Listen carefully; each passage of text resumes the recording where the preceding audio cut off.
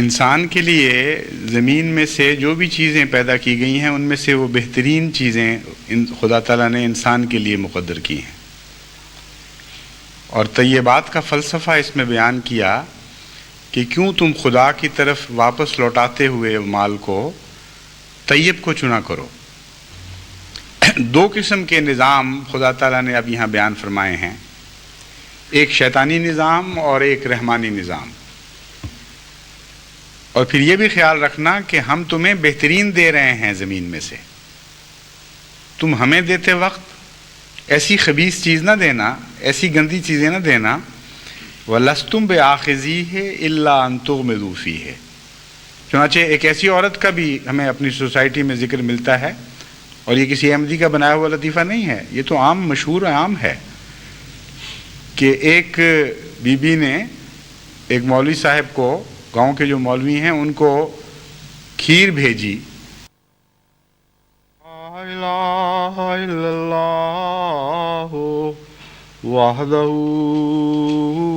لا شریک لہ واشہد ان محمدا عبدہ ورسولہ۔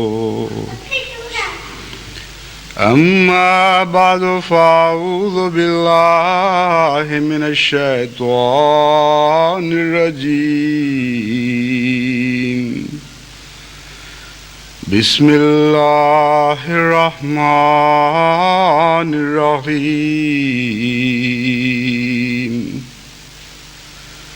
الحمد للہ رب العالمین، الرحمن الرحیم، مالک یوم الدین۔ ایاک نعبد وإياك نستعين، اهدنا الصراط المستقيم، صراط الذين أنعمت عليهم غير المغضوب عليهم ولا الضالين۔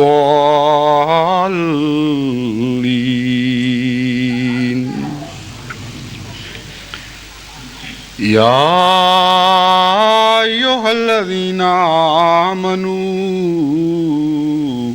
أنفقوا من طيبات ما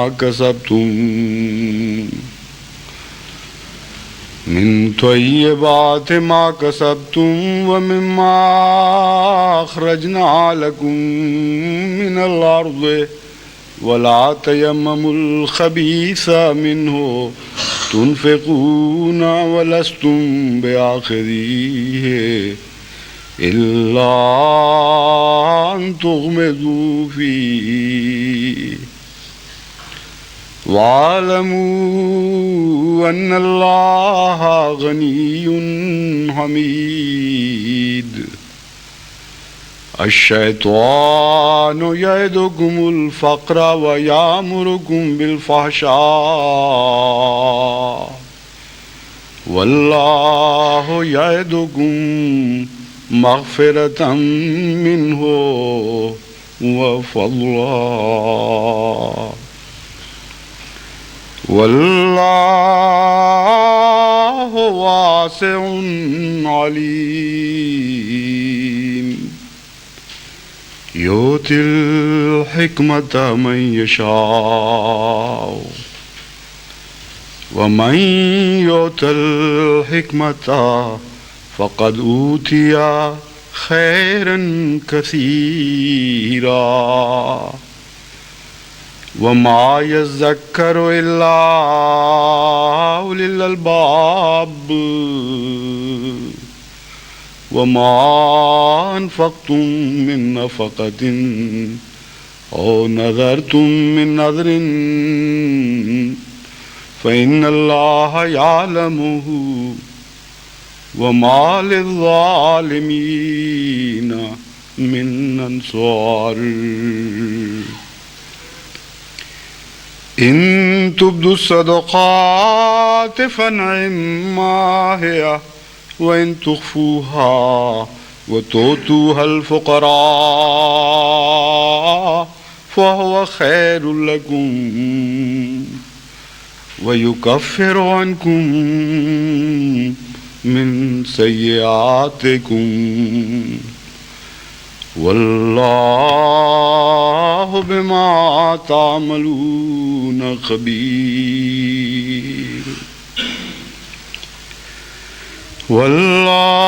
والله بما تعملون خبير ليس عليك هداهم ولكن الله يهدي من يشاء وما تنفقوا من خير فلأنفسكم وما تنفقون إلا ابتغاء وجه الله وما تنفقوا من خير يوفى إليكم وأنتم لا تظلمون للفقراء الذين أسروا في سبيل الله لا يستطيعون ضربا في الأرض يحسبهم الجاهل أغنياء من التعفف تعرفهم بسيماهم لا يسألون الناس إلحافا وما تنفقوا من خير فإن الله به عليم.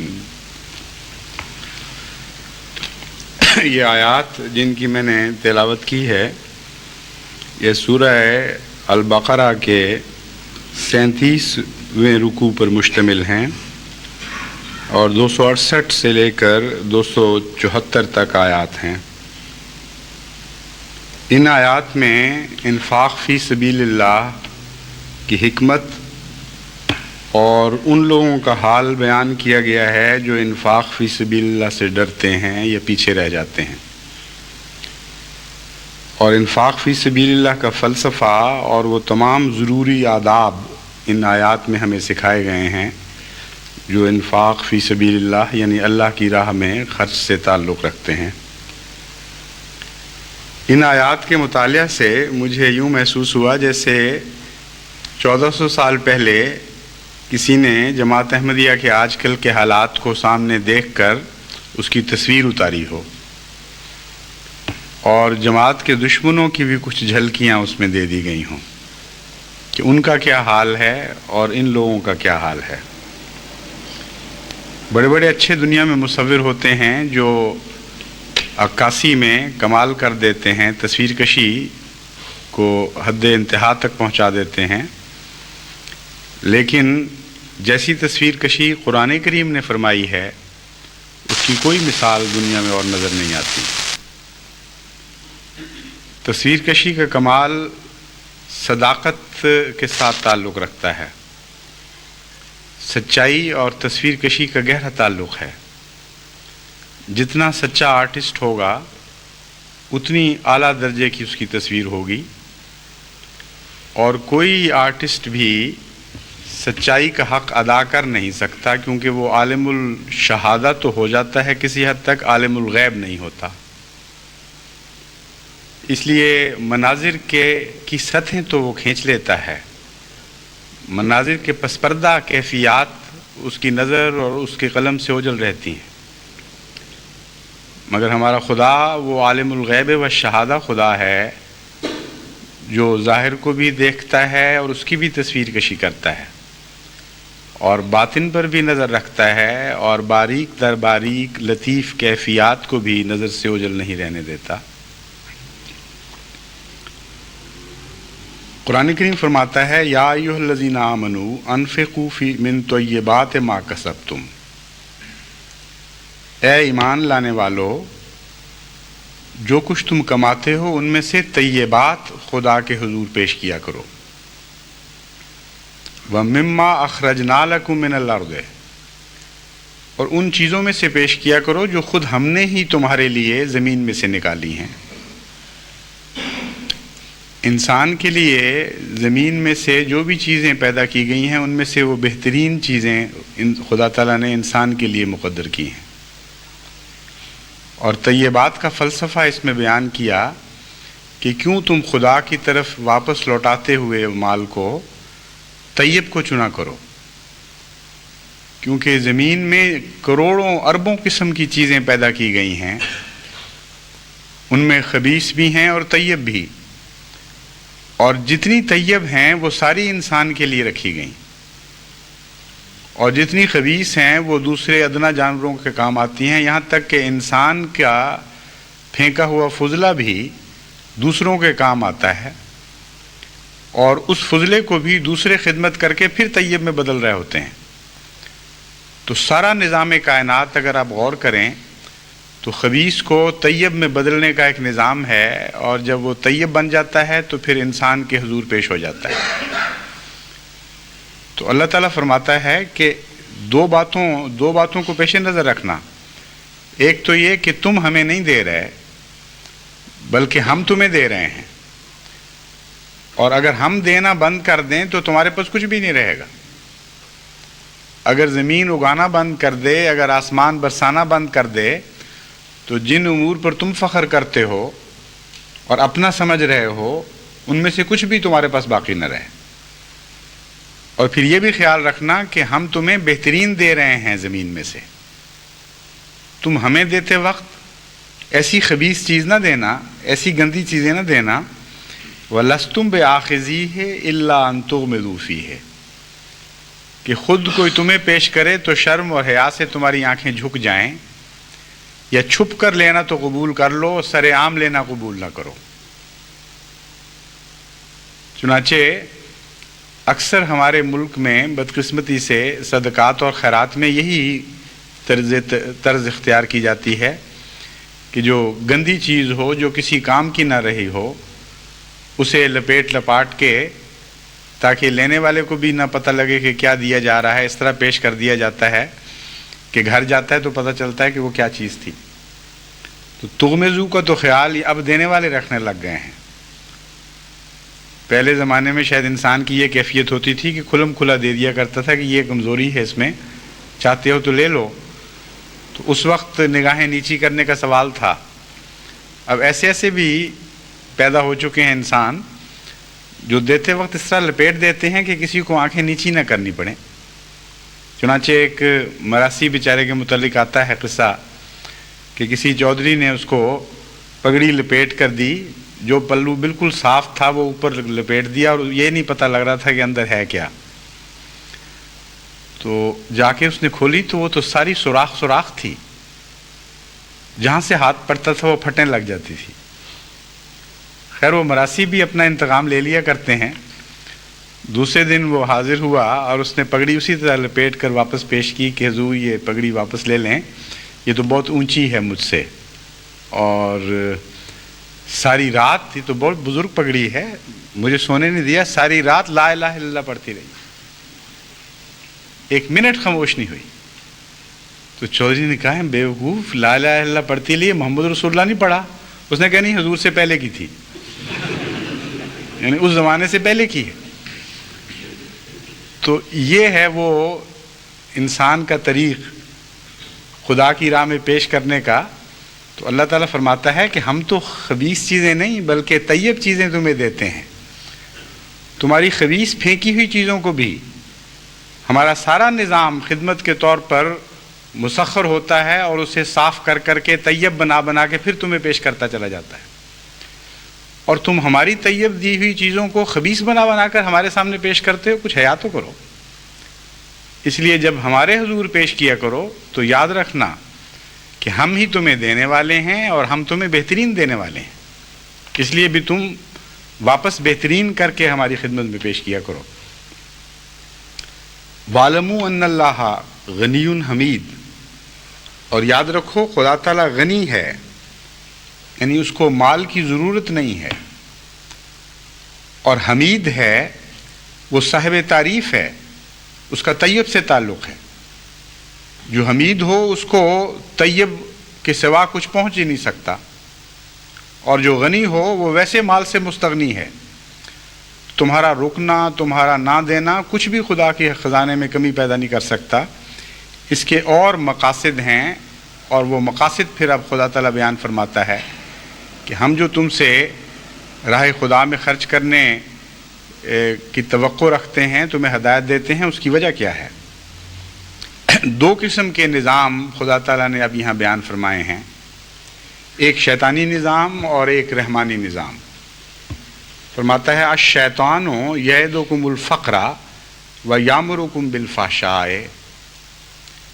شیطان تمہیں فقر سے ڈراتا ہے اور ساتھ ہی یامرکم بالفحشاء، اور ساتھ تمہیں فحشاء کا حکم بھی دیتا ہے. اس میں غیر اللہ کے اخراجات اور ان کے رجحان کی بہت ہی پیاری تصویر کھینچی گئی ہے. پیاری ان معنوں میں کہ مکمل تصویر ہے اور گہری تصویر ہے.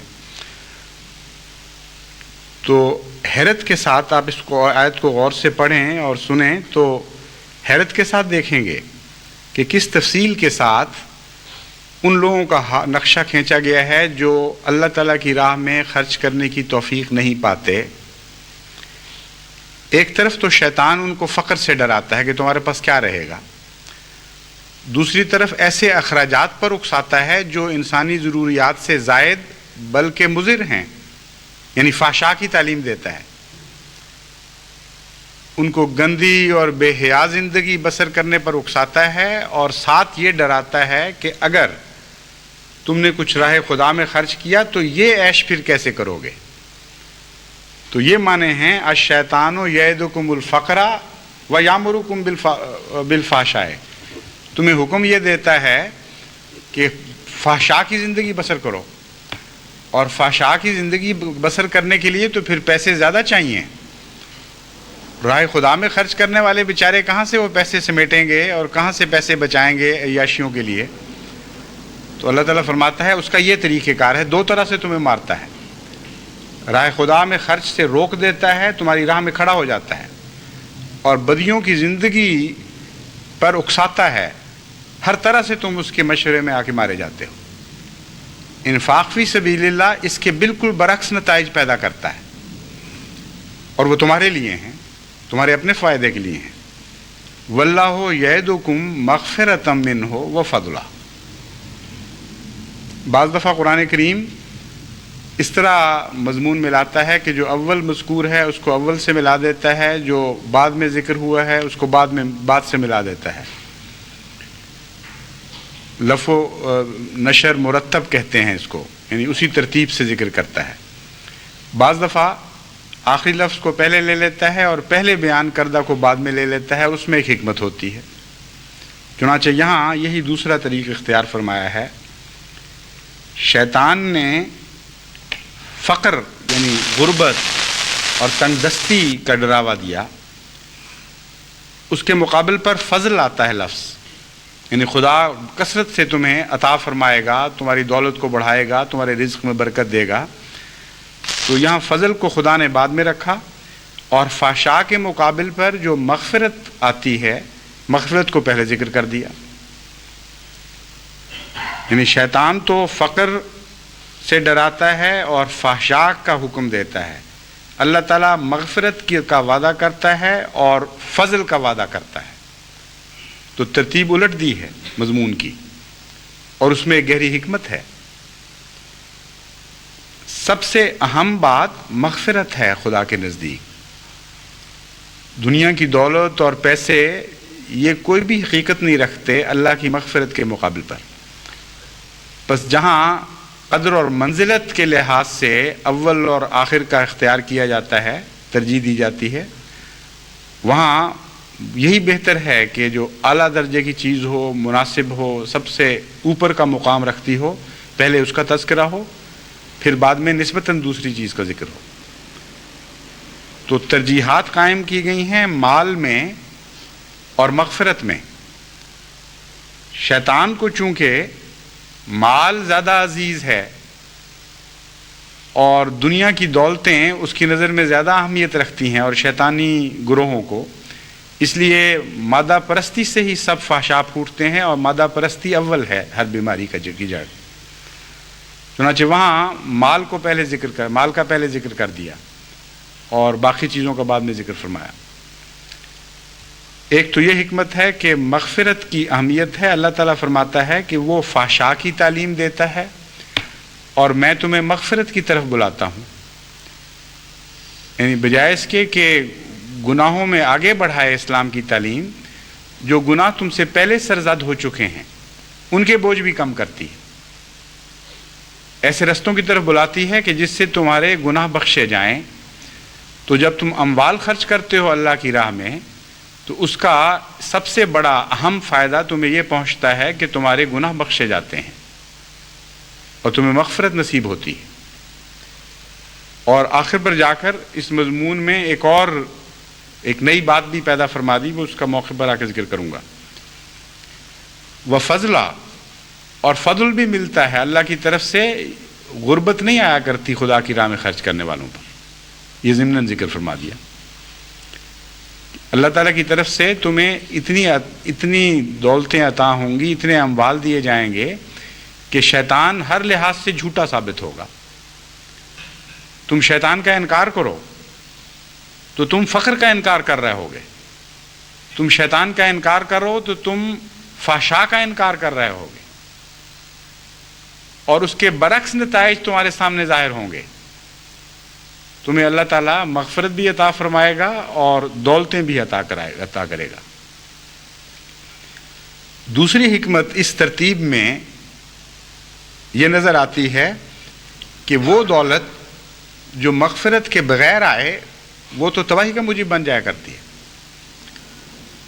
پہلے گناہ صاف ہونے چاہیے، پھر دولتیں نصیب ہونی چاہیے۔ پہلے رجحانات درست ہونے چاہیے، تقوی آنا چاہیے، اللہ تعالیٰ کی محبت بڑھنی چاہیے، پھر دولت آئے تو وہ نعمت ہی نعمت ہے۔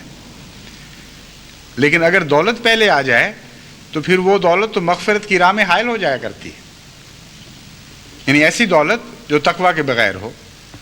تو اس ترتیب سے اس مضمون کو بھی خدا تعالیٰ نے بیان فرما دیا، یعدکم مغفرۃ منہ وفضلا۔ خدا کہتا ہے خدا کی راہ میں خرچ کرنے کی عادت ڈالو، تمہیں مغفرت نصیب ہو، تمہیں مال کی محبت کم ہو جائے تمہارے دلوں میں، اور تم تقوی کی زندگی اختیار کرو۔ پھر خدا کی طرف سے جو اموال آئیں گے وہ برکتیں لے کر آئیں گے، وہ رحمتیں لے کے آئیں گے، وہ تمہارے لیے ابدی سکون کی جنت لے کر آئیں گے، وہ تمہاری دنیا بھی سنوار دیں گے اور تمہاری آخرت بھی سنوار دیں گے۔ مگر مال پہلے آ جائیں اور دل کی حالت میں پاک تبدیلی نہ ہو، یہ باتیں مضر ہیں اور نقصان دہ ہیں۔ بس جب خدا تعالیٰ الہی جماعتوں کو خطرات میں سے گزارتا ہے اور ابتلاؤں میں سے گزارتا ہے، اور پھر ان کو خرچ کرنے کی طرف بھی بلاتا ہے کہ ان خطرات اور مصیبتوں اور مشکلات کے وقت میں میری راہ میں اور خرچ کرو، تو عملاً یہ ایک ایسے دور کی خوشخبری ہے جو بہت ہی رحمتوں اور برکتوں والا دور بعد میں آنے والا ہے، اور اس سے پہلے دلوں کے زنگ دور ہو رہے ہیں اور صفائیاں ہو رہی ہیں۔ جس طرح جلسہ سالانہ میں مہمانوں کے آنے سے پہلے ہم دیگیں صاف کروایا کرتے تھے، کہیں وہ تیزاب گھل رہا ہے ان کے اندر، کہیں کلیاں قلعی ہو رہی ہے اور صفائیاں ہر قسم کی، تو بہت کثرت سے چیز ملنی ہو تب یہ صفائیاں ہوا کرتی ہیں۔ تو اللہ تعالیٰ فرماتا ہے کہ ہم مغفرت اس لیے کروا رہے ہیں، مغفرت کا انتظام، کہ تمہیں ہم بہت دینے والے ہیں، سنبھالا نہیں تم سے جائے گا۔ اگر مغفرت سے پہلے تمہیں دے دیا تو پھر تم مارے جاؤ گے، پھر تمہارا حال انہی قوموں کی طرح ہو جائے گا جن کو دولتیں ملیں لیکن ان کی دنیا بھی مٹا گئیں اور ان کی آخرت بھی مٹا گئی۔ واللہ واسع علیم، اللہ تعالیٰ تنگی ڈالنے کے لیے تم سے نہیں لے رہا، وسعتیں عطا کرنے کے لیے لے رہا ہے۔ گویا خدا کی راہ میں جتنا خرچ کرو گے اتنا تمہیں وسعتیں نصیب ہوں گی، ہر جہت میں وسعتیں نصیب ہوں گی۔ تمہارا مال بھی بڑھے گا، تمہارا روب بھی بڑھے گا، تمہارے نفوس میں بھی برکت پڑے گی، نئے خطے تمہیں نصیب ہوں گے، تمہارے مکانوں کو وسیع کیا جائے گا، تمہارے تعلقات وسیع ہوں گے، گویا ہر پہلو سے اللہ تعالیٰ کو تم واسع پاؤ گے. اور علیم ان معنوں میں کہ اس کو علم ہے کہ کس حد تک وسعت عطا کر رہی ہے، کس حد تک نہیں کرنی، اور آنکھیں بند کر کے جذبات میں آ کر وہ وسعتیں دینے والا نہیں ہے، بلکہ علم کی بنا پر جانتے ہوئے کہ کون سی وسعت کیا نتیجہ پیدا کرے گی وہ وسعتیں عطا فرماتا ہے. یوتل حکمت من یشاء، یہ حکمت کی باتیں ہیں. فرماتے فرماتا ہے جسے چاہتا ہے وہ حکمت عطا کرتا ہے. اور اگر آپ غور کریں تو انسانی زندگی کا جو اموال سے تعلق ہے اور دونوں قسم کے جو تعلقات ہیں وہ کیا نتائج پیدا کرتے ہیں، ان پر آپ غور کریں تو تمام انسانی تاریخ کو آپ کے سامنے یوں معلوم ہوتا ہے قرآن نے کھول کے رکھ دیا ہے. اور ماضی کو نہیں، مستقبل کو بھی کھول کے رکھ دیا ہے. آج کل تو بالکل یوں نظر آتا ہے جس طرح جماعت احمدیہ کو سامنے ملحوظ رکھتے ہوئے اللہ تعالیٰ انسانی فطرت کا نقشہ کھینچ رہا ہے کہ کچھ لوگ اس طرح عمل کیا کرتے ہیں، کچھ اس طرح عمل کیا کرتے ہیں. کچھ لوگ گندگیاں تقسیم کر رہے ہیں خدا کی راہ میں، پھٹے ہوئے کپڑے دے رہے ہیں. کچھ ہیں جو اپنے زیور اتار کے پیش کر رہی ہیں عورتیں، اور پھر بھی ان کے دل کو چین نہیں ملتا. ایک نگ بھی باقی رہ جائے تو ان کا دل کڑتا رہتا ہے کہ کاش ہمیں اجازت ہوتی تو ہم یہ بھی پیش کر دیتے. تو یہ جو دو فریق ہیں ان کے نقشے اتنے کھل کر سامنے رکھے گئے ہیں کہ اگر کسی نے صداقت کو پہچاننا ہو تو انفاق فی سبیل اللہ کرنے والوں کو دیکھے خدا کے نام پر کون کس طرح خرچ کر رہا ہے. جس کا نقشہ ان آیات کے مطابق ہوگا اس کو خبیث آپ نہیں کہہ سکتے، اس کو گندے لوگ نہیں کہہ سکتے اس جماعت کو. جس کا نقشہ دوسری جہت پہ ہوگا جو قرآن کریم نے خود کھینچا ہے ان کو آپ پاک باز نہیں کہہ سکتے، ان کو خدا والے نہیں کہہ سکتے. تو جس طرف بھی آپ نظر ڈالیں آپ کو صداقت کا پہچاننا کوئی مشکل نہیں ہے. قرآن کریم نے خوب کھول کھول کر یہ مضامین بیان فرمائے ہیں. چنانچہ ایک ایسی عورت کا بھی ہمیں اپنی سوسائٹی میں ذکر ملتا ہے، اور یہ کسی احمدی کا بنایا ہوا لطیفہ نہیں ہے، یہ تو عام مشہور عام ہے کہ ایک بی بی نے ایک مولوی صاحب کو، گاؤں کے جو مولوی ہیں ان کو کھیر بھیجی ایک مٹی کے برتن میں. اور وہ جب کھیر لے کے گیا تو اس کے مولوی صاحب تو بڑے متعجب ہوئے کیونکہ ان کو اکثر تو وہ بچی روٹیاں اور باسی سالن وغیرہ دیا کرتی تھی. تو مولوی صاحب نے کہا کہ آج کیا بات ہے، خیر ہے گھر میں، کوئی مبارک بات ہے کہ آج کھیر آ گئی ہے وہاں سے. تو بچہ بیچارہ معصوم تھا، اس نے کہا نہیں مولوی صاحب وہ کتا منہ ڈال گیا تھا اس کو، اس لیے امی نے بھجوا دی. مولوی صاحب کو غصہ آیا، انہوں نے اٹھا کے برتن پھینکا، مٹی کا برتن تھا ٹوٹ گیا. تو بچہ رونے لگا کہ مولوی صاحب آپ نے تو مروا دیا مجھے، واپس جاؤں گا امی ماریں گی کہ اب منع کو پیشاب کس چیز میں کرایا کریں گی، اسی برتن میں کرایا کرتی تھی. تو ایک خدا کے نام پر ایسا خبیثانہ خرچ بھی ہے کہ جن کو تم قوم کا معزز سمجھتے ہو، جن کے ہاتھ میں اپنے دین کی لگام دی ہوئی ہے تم نے، جن سمجھتے ہو کہ جن کی باتوں پر اعتماد کر کے تمہارے لیے جنت یا جہنم کے فیصلے ہوں گے، جو عملاً حقیقت میں قوم کے سردار کہلانے چاہیے، ان کو تم خدا کے نام پر یہ خبیث چیزیں دیتے ہو اور پھر کہتے ہو کہ تم خدا والے ہو. اور ایک طرف احمدی خواتین ہیں کہ جن کو نفرتیں ہو گئی ہیں اپنی زیوروں سے. بعض ایسی ہیں جن کے مرحوم ماں باپ نے بڑی محنت اور پیار کے ساتھ نشانیاں دی تھیں، اور نشانیاں اتار کے گلوں سے پھینک رہی ہیں اور اپنے ہاتھوں سے اتار کے پھینک رہی ہیں، اور اس کثرت کے ساتھ ایسی اطلاعیں مل رہی ہیں کہ ان کا بیان ہی ممکن نہیں. وہ کہتے ہیں یہ جو ہماری سب سے اچھی چیز ہے یہ ہم خدا کو پیش کرنا چاہتی ہیں. کہاں یہ جماعت، کہاں وہ جماعت. اور یہ آیت ہے، اس کو پڑھ لیں دوبارہ اور نقشہ دیکھ لیں کہ خدا تعالیٰ کا کلام کس جماعت کو اپنی جماعت قرار دے رہا ہے اور کس جماعت کو دوسروں کی جماعت قرار دے رہا ہے. فرماتا ہے یؤتی الحکمت من یشاء، یہ حکمت کا کلام ہے، ہم جسے چاہیں عطا کریں. ومن یؤت الحکمت فقد اوتی خیرا کثیرا، اور حکمت ہی اصل دولت ہے. وہ خیر جو فضل کی صورت میں بعد میں تمہیں ملے گی اس میں تو تمہیں دلچسپی اب کوئی نہیں رہی.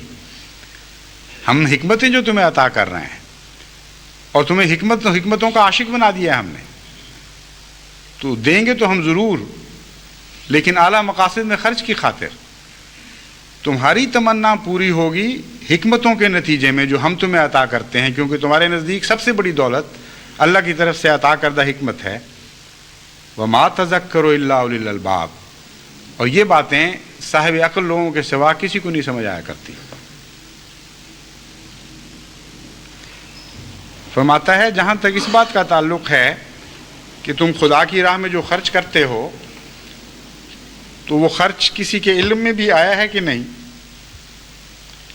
تو اللہ فرماتا ہے وَمَا أَنفَقْتُم مِّن نَفَقَةٍ، جو تم خرچ کرتے ہو، اور نَذَرْتُم مِّن نَذْرٍ، اور جو خرچ کی تمنا رکھتے ہو، تمہارا دل چاہتا ہے کہ کریں اور نہیں ہوتا، پھر تم نظریں مانتے ہو کہ اے خدا یہ ہمیں مل جائے تو ہم یہ خرچ کریں گے، وہ مل جائے تو ہم وہ خرچ کریں گے.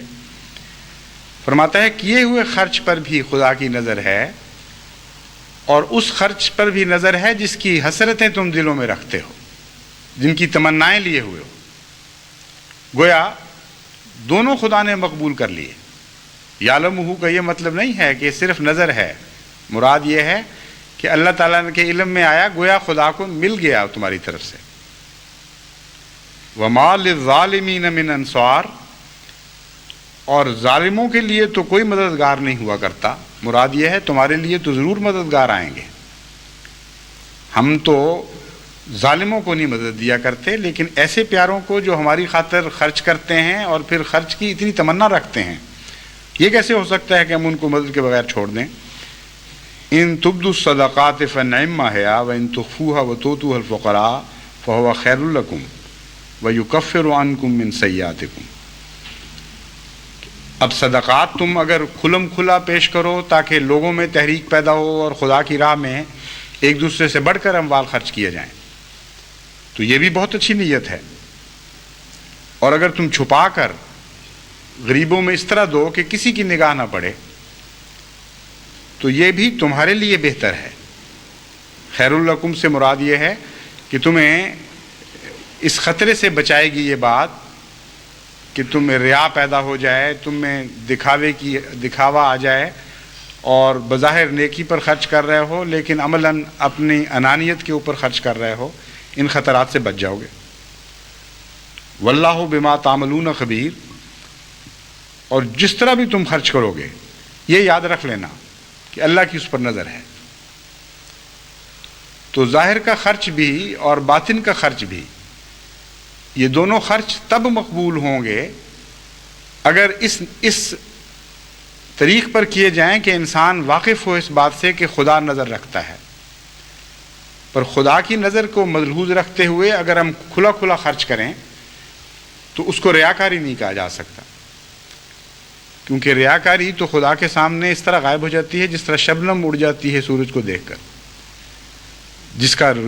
جس کی توجہ خدا کی طرف ہو کہ اللہ میرے معاملات سے باخبر ہے، میری روح کے پاتال تک نظر رکھتا ہے، وہ جب کھلم کھلا خرچ بھی کرتا ہے تو خدا کی نظر کی خاطر کرتا ہے، اس وجہ سے تاکہ قوم میں تحریک پیدا ہو، ایک عام رجحان پیدا ہو جائے.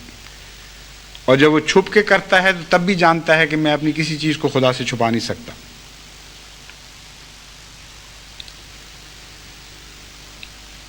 پھر فرماتا ہے اللہ تعالیٰ لیسا علیک ہداہم ولکن اللہ یہدی من یشاء، کہ اے محمد صلی اللہ علیہ وآلہ وسلم تجھ پر ان کی ہدایت نہیں ہے، یعنی تجھے ہم نے ذمہ دار نہیں ٹھہرایا، اگر وہ ہدایت نہیں پائیں گے تو تجھ پر کوئی گناہ نہیں. ولیکن اللہ یہدی من یشاء، چونکہ خدا تعالیٰ بہت باریک بین ہے اور خدا کی راہ میں خرچ کرنے والوں کی باریک در باریک نیتوں سے واقف ہے، اس لیے وہی فیصلے کیا کرتا ہے کہ کون اس لائق ہے کہ اس کو ہدایت دی جائے اور کون اس لائق ہے کہ ہدایت نہ دی جائے. وما تنفقوا من خیر فلانفسکم، فرماتا ہے جو کچھ بھی تم خرچ کرتے ہو ہم تمہیں دوبارہ بتا دیتے ہیں کہ اس میں سے ایک ذرہ بھی ایسا نہیں جو جسمانی اور مادی لحاظ سے خدا کو پہنچ جائے. فلانفسکم، وہ بالآخر تمہارے اندر خرچ ہوتا ہے، یا وہ تمہاری انفرادی بھلائی کے لیے خرچ ہوتا ہے، یا وہ تمہاری قومی بھلائی کے لیے خرچ ہوتا ہے۔ قومی زندگی نصیب ہوتی ہے، قوم کو طاقت عطا ہوتی ہے۔ تو تم جو سوچ رہے تھے کہ ہم خدا کو دے رہے ہیں، تو یہ دماغ سے نکال دو بالکل، کہ عملاً اس کا کچھ حصہ مادی لحاظ سے خدا کو پہنچ رہا ہے، تمہاری اپنی تقویت کا موجب ہے۔ وہ قومیں جو خرچ کرتی ہیں قومی لحاظ سے، ان کی کیفیتیں بدلتی رہتی ہیں، ان میں عظیم الشان طاقتیں پیدا ہو جاتی ہیں، اور وہ افراد جن پر اب قومیں خرچ کیا کرتی ہیں، ان افراد کی بھی حالتیں بدلنے لگتی ہیں، ان لوگوں میں فقیر نہیں رہتے، ان لوگوں میں مسکین نہیں رہتے، رفتہ رفتہ ساری قوم کی حالت بدل جاتی ہے۔ تو فرمایا سب کچھ یاد رکھو کہ تمہارے لیے ہے، لیکن ایک بات ہم تمہیں بتا دیتے ہیں ہمارے لیے کیا ہے۔ ایک چیز ہمارے لیے بھی ہے، وَمَا تُنْفِقُونَ إِلَّا ابْتِغَاءَ وَجْهِ اللَّهِ۔ ہمارے لیے یہ ہے کہ ہم جانتے ہیں کہ تم نے قوم کی خاطر خرچ نہیں کیا تھا، تم نے ہماری خاطر کیا تھا۔ تم نے جو کچھ دیا تھا ہماری محبت میں دیا تھا۔ یہ وہ چیز ہے جو ہمیں پیاری ہے، اور یہ ہمارے لیے ہے۔ اور ہم تمہیں اس کے نتیجے میں ایک اور وعدہ بھی تم سے کرتے ہیں کہ چونکہ تم نے ہماری خاطر خرچ کیا تھا، وَمَا تُنْفِقُوا مِنْ خَيْرٍ يُوَفَّى إِلَيْكُمْ وَأَنْتُمْ لَا تُظْلَمُونَ۔ تم نے جو کچھ بھی خرچ کیا ہے ہماری راہ میں، اگرچہ پہلے ہی وہ تمہیں فائدہ پہنچا رہا ہے، تمہارے اپنے لیے ہے، لیکن اس وجہ سے کہ ہماری خاطر تھا، ہمارا نام بیچ میں آ گیا، ہم تم سے یہ بھی وعدہ کرتے ہیں کہ اس کی پائی پائی تمہیں واپس لوٹائی جائے گی۔ وَأَنْتُمْ لَا تُظْلَمُونَ۔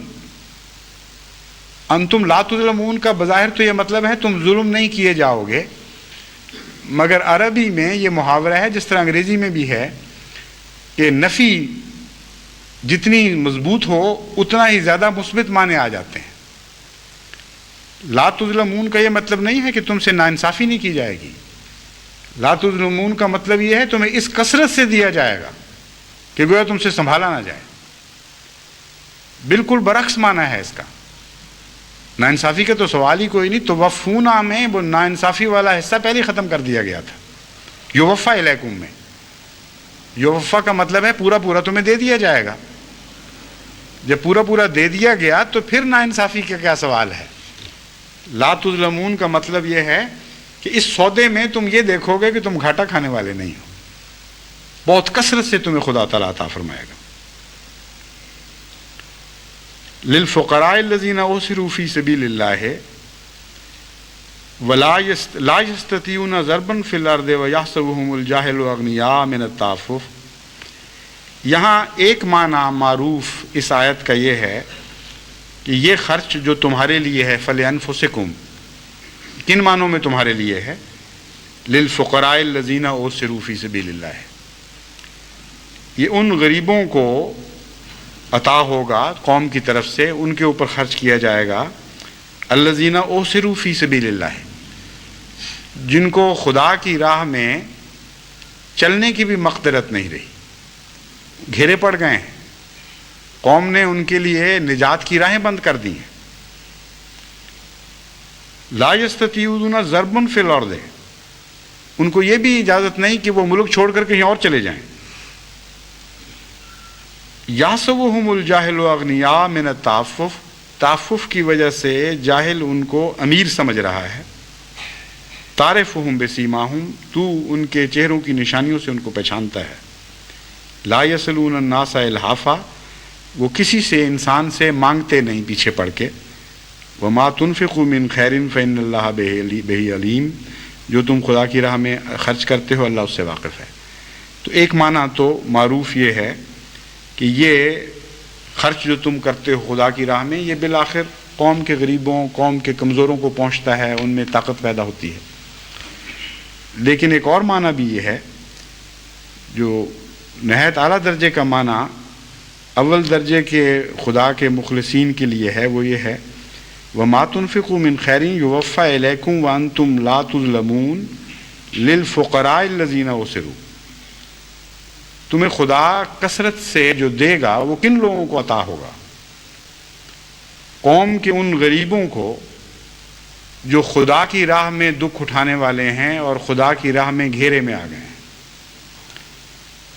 ان لوگوں کے لیے خدا اپنے خزانے کھول دے گا اور اس کثرت سے ان کو عطا کرے گا کہ گویا ان سے سنبھالا نہ جائے، اور ان کی راہیں کشادہ کی جائیں گی۔ واسع ان کا اب معنی سمجھ آیا پوری تفصیل سے، کہ یہ وہ لوگ ہیں جن کو خدا کی راہ میں تنگ کیا جا رہا ہے، مالی لحاظ سے بھی، عزتوں کے لحاظ سے بھی، اور زمین کی کشادگی کے لحاظ سے بھی۔ زمین تنگ کر دی گئی ہے، ان پر نکلنے کی راہیں بند کی جا رہی ہیں۔ ہر مصیبت سے نکلنے کی راہ بند ہونا بھی اس میں مراد ہے، صرف ظاہری طور پر ہجرت مراد نہیں، بلکہ ہر مشکل میں پھنسا کر پھر یہ کوشش کرنا کہ اس مشکل میں انسان اٹکا رہے، نکل کے باہر نہ بھاگ سکے۔ یہ وہ رجحان ہے جو اس وقت جماعت احمدیہ قوم میں ہر طرف سے دیکھ رہی ہے۔ اس نقشے کو کھینچ کر اللہ تعالیٰ فرماتا ہے کہ ان لوگوں کے لیے میں عطا لے کر آؤں گا، اور ہر کوشش جو ان کو تنگ کرنے کی جا رہی ہے اسے ناکام بنا کر برعکس نتیجہ پیدا کروں گا۔ تو چونکہ اوسروا فی سبیل اللہ کا مضمون آنا تھا، اس لیے واسع پہلے ہی فرما دیا کہ اللہ تعالیٰ تمہیں تنگ نہیں رہنے دے گا۔ تمہاری زمینیں تنگ کی جائیں گی، خدا کشادہ زمینیں عطا کرے گا۔ تمہیں ایک ملک میں روکا جائے گا، خدا نئے نئے ملک تمہیں عطا کرے گا۔ تمہارے رزق کی راہیں تنگ کی جائیں گی، اللہ تمہارے رزق کی راہیں کشادہ فرما دے گا۔ اور علیم کے معنی یہاں یہ ہیں کہ بظاہر عام انسان کی نظر اس وقت نہیں جا سکتی ان حالات پر، کیونکہ ظاہری حالات کو دیکھو تو یہ نتیجہ نکلنا ہی نہیں چاہیے۔ علیم ہے خدا تعالیٰ، یہ آئندہ ہونے والا واقعہ ہے جس کو بتا رہا ہے۔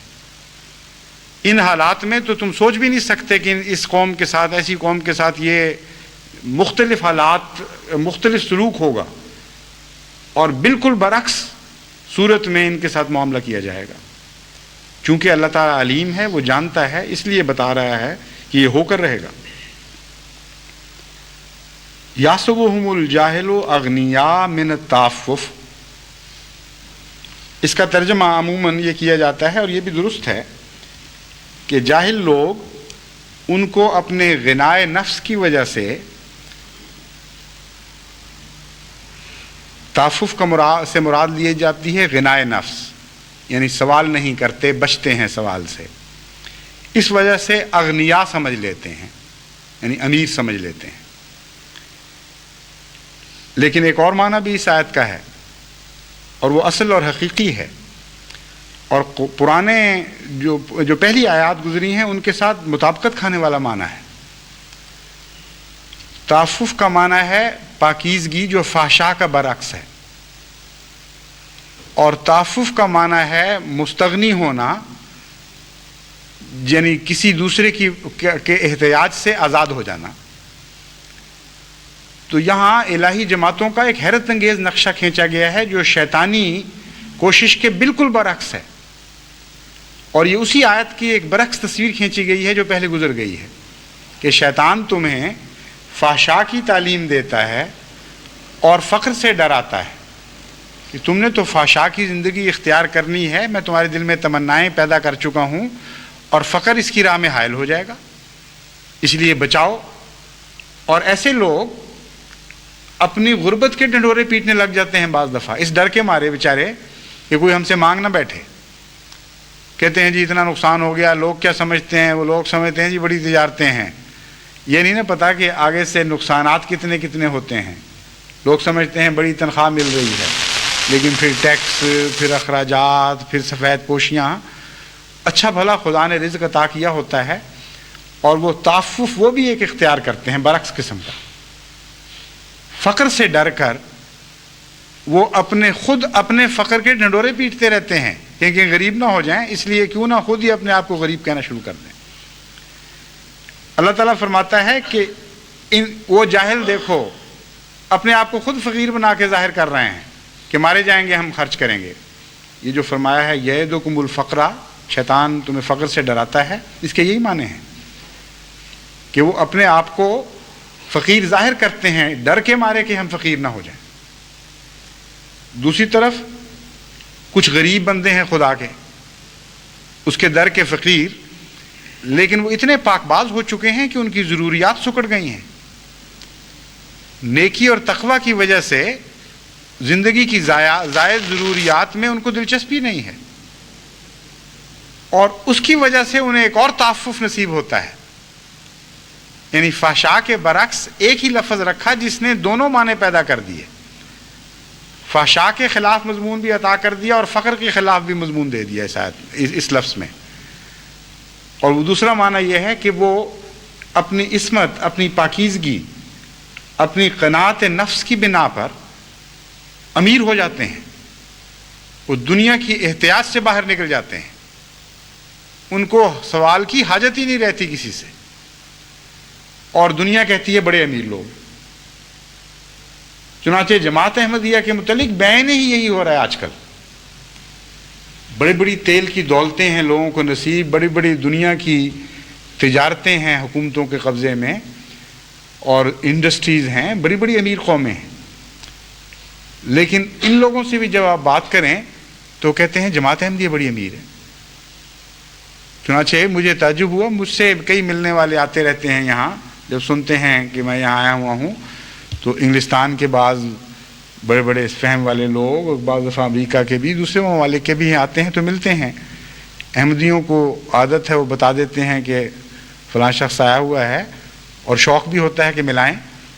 چنانچہ وہ ذکر کرتے ہیں تو لوگ آنا شروع ہو جاتے ہیں. اور ایک نہیں کئی مرتبہ لوگوں نے یہ کہا جو خود ارب روپے کے مالک ہیں کہ آپ کی جماعت بڑی امیر ہے. مجھے کوئی تعجب نہیں ہوتا تھا، کیونکہ مجھے علم ہے کہ اللہ تعالیٰ نے قرآن کریم میں ہمیں بتایا ہوا ہے کہ تمہاری صفات ایسی ہیں کہ تم لوگ دنیا کو امیر نظر آؤ گے. تو ان کا کوئی قصور نہیں ہے. ہماری خوبیاں ہیں بعض اللہ تعالیٰ نے جو ہمیں عطا فرمائی ہیں، جن کے نتیجے میں ہم غیروں کو امیر ہی نظر آتے ہیں. کبھی نہ احمدی کسی سے مانگنے جاتا ہے، نہ احمدیہ جماعت امریکہ کے سامنے کشکول پھیلاتی ہے یا کسی عرب ملک سے مانگتی ہے یا شیخ ڈم سے مانگتی ہے یا ایران سے مطالبہ کرتی ہے یا جاپان سے مدد مانگتی ہے. ساری دنیا یہ دیکھ رہی ہے کہ اتنے بڑے کام، اتنی بڑی ضرورتیں پھیلی ہوئی، اور ہاتھ ہی نہیں پھیلا رہا ہے کسی کے سامنے. تو ایک تو تبھی نتیجہ یہ نکلتا ہے کہ تعفف ہے، یعنی محتاج نہیں رہے کسی کے، اور نتیجہ یہ نکالتے ہیں بہت ہی امیر ہیں. اور جہالت یہ ہے کہ اصل عمارت ان کی نہیں دیکھ رہے کہ اصل عمارت کیا ہے. ان کی اصل عمارت ان کی پاکیزگی نفس ہے، وہ قناعت ہے جو خدا نے عطا فرمائی ہے. ان کے خرچ اس لیے سکڑ گئے ہیں کہ ان کو دنیا میں دلچسپیاں نہیں رہیں، ان کی نظر سکڑ گئی ہے دنیا کی حرص و ہوا سے، اس لیے مقابل پر ان کو ایک وسعت نصیب ہوئی ہے. اور یہ وسعت دیکھنے والوں کو بہت ہی بڑی دولت اور عمارت نظر آتی ہے، اور اللہ تعالیٰ واقعتاً اس کو پھر اسی میں تبدیل فرما دیتا ہے. وَمَا تُنْفِقُوا مِنْ خَيْرٍ فَإِنَّ اللَّهَ بِهِ عَلِيمٌ. اے میرے متعفف بندو، اے خدا کی راہ میں اپنے اخراجات کو سمیٹنے والوں اور اپنی آمدنوں کو خدا کی راہ کی طرف موڑ دینے والوں، یاد رکھو کہ ہماری نگاہیں تم سے غافل نہیں ہیں. ہم خوب جانتے ہیں کہ تم کن نیتوں سے خدا کی راہ میں خرچ کر رہے ہو، اور ہم خوب جانتے ہیں کہ دنیا تمہیں کیا سمجھ رہی ہے. ہم بھی تمہیں کچھ سمجھ رہے ہیں، اور تمہارا مستقبل ہم تم پہ روشن کرتے ہیں کہ ساری دنیا کی دولتیں تمہارے قدموں پہ نچھاور کی جائیں گی، مگر ایسی حالت میں نچھاور کی جائیں گی جب تم عفیف ہو چکے ہوگے، جب تمہیں ان سے کوئی دلچسپیاں باقی نہیں رہیں گی، جب ہم جان چکے ہوں گے کہ جب پہلے بھی تمہیں دولتیں عطا ہوئی تھی تو تم نے ان سے منہ موڑ لیا تھا. تب خدا دنیا کے خزانوں کی کنجیاں تمہارے سپرد کرے گا. یہ ہیں وہ خوشخبریاں جو ان آیات میں دی گئی ہیں.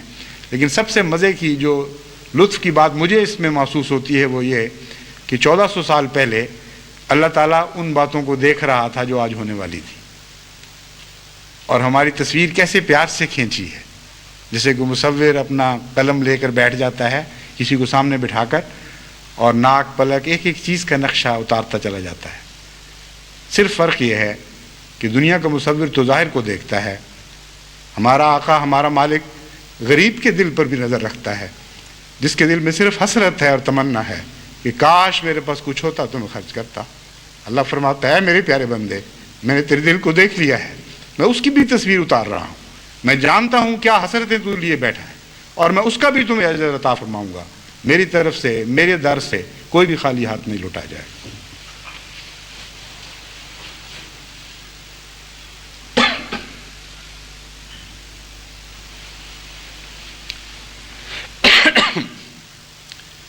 الحمدللہ نحمدہ ونستعینہ ونستغفرہ ونؤمن بہ ونتوکل علیہ ونعوذ باللہ من شرور انفسنا ومن سیئات اعمالنا من يهده الله فلا مضل له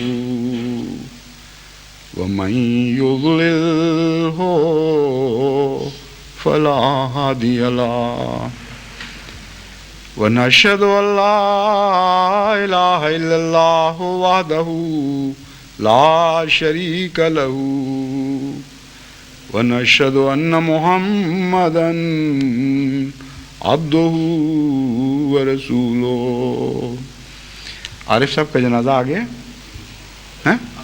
آ گیا ہے، وہ یاد نہیں کرایا اس بیچ میں، جنازہ ہوگا جمعے کے بعد۔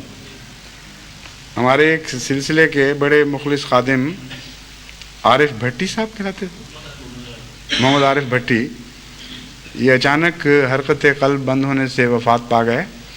بہت مخلص تھے، بڑے معمر، بہت معمر تو نہیں لیکن پھر بھی 75 سال کے قریب عمر تھی، اور یہاں بڑے شوق سے، خدام سے بھی زیادہ بڑھ کر مستعدی سے ڈیوٹی دیا کرتے تھے، اور صحت اچھی تھی دیکھنے میں، اللہ کے فضل کے ساتھ بہت اچھی صحت تھی۔ میں تو سمجھتا تھا کہ 55-56 سال کے ہوں گے، بعد میں پتہ لگا کہ 75 سال عمر تھی، مگر اپنی مستعدی اور شوق اور ولولے کی وجہ سے چھوٹے نظر آتے تھے۔ تو ان کو اچانک ہارٹ فیلئر ہوا ہے، پہلے تو کوئی اور بیماری بتائی گئی تھی، السر کہتے تھے پھٹا ہے، مگر بہرحال جو بھی ہو، اللہ تعالیٰ کی مشیت جب آئے جس طرح آئے، ہم راضی برضا ہیں۔ ان کی نماز جنازہ ابھی جمعے کے بعد ہوگی، اس لیے سنتیں پڑھتے ہی دوست باہر جا کر صفیں بنا لیں۔ عباد اللہ رحمکم اللہ، ان اللہ یامر بالعدل والاحسان وَإِيتَاءِ ذِي الْقُرْبَى وَيَنْهَىٰ عَنِ الْفَحْشَاءِ وَالْمُنكَرِ وَالْبَغْيِ يَعِظُكُمْ لَعَلَّكُمْ تَذَكَّرُونَ